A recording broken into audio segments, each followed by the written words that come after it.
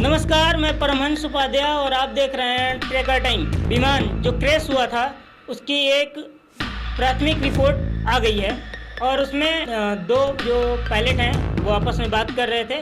पहला पायलट से पूछा कि क्या तुमने इस इंजन को बंद किया। अब इस लाइन को हेडिंग बना दी गई, क्योंकि जबकि सामने से उसने रिप्लाई दिया कि नहीं मैंने नहीं किया।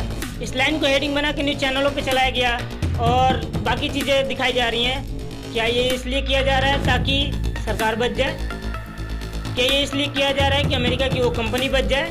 क्या ये इसलिए किया जा रहा है ताकि ये इल्ज़ाम जो पायलट ऑलरेडी मर चुके हैं उन पे चला जाए, ताकि वो कंपनी बच जाए, वो जहाज़ में कोई कमी नहीं थी ये भी नहीं दिखाया जाए? या कुछ बहुत बड़ा छिपाने की साजिश हो रही है?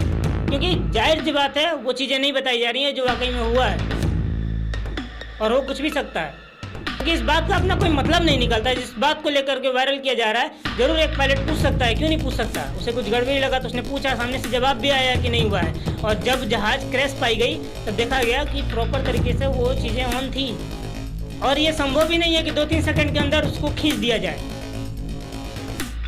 क्योंकि उसमें प्रॉपर लॉक लगी होती है और उस लॉक को खोलने में टाइम लगता है। तो लॉक जब खोल जाता है फिर उसको हम डाउन कर सकते हैं, नहीं तो नहीं कर सकते हैं। और ये दोनों काम कि डाउन भी हो जाए फिर ऊपर भी हो जाए और लॉक प्रॉपर तरीके से सेट हो जाए, ये मात्र 30 सेकंड में नहीं होता। तो इस बात को उठाना ही नहीं चाहिए, लेकिन मीडिया इसको हेडलाइन बना के चला रही है। सर, इसमें पायलट की कोई गलती नहीं हुई है, मैं पहले बता दे रहा हूँ। इंजन न चलने के कई कारण हो सकते हैं, जैसे फ्यूल रुक जाना, इंजन में खराबी होना, लेकिन दोनों इंजन खराब हो जाए एक साथ, ये rarest of the rarest case है, और शायद ये पहला केस हो सकता है।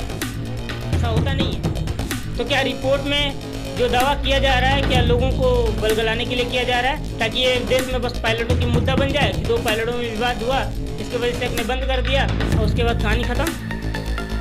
नहीं, ऐसे नहीं चलेगा। आपको पूरी रिपोर्ट देनी पड़ेगी। बंद किया है तो सबूत तो होगा ना बंद करने की।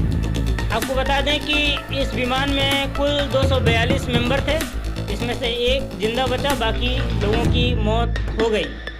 इस रिपोर्ट में ये भी बताया गया है, जो प्रारंभिक रिपोर्ट आई है इसमें ये भी बताया गया है कि एक एक करके दोनों इंजन बंद हो गई और ये होने में मात्र 1 से 2 सेकंड लगे।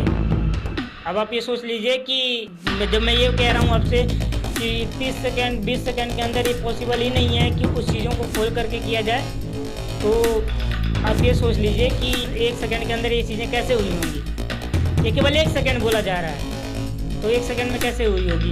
और ये पायलट की बातचीत से कोई लेना देना नहीं है। रिपोर्ट पूरी आनी चाहिए और सामने आना चाहिए, ताकि लोगों को पता चले और सरकार भी ये दिखाए।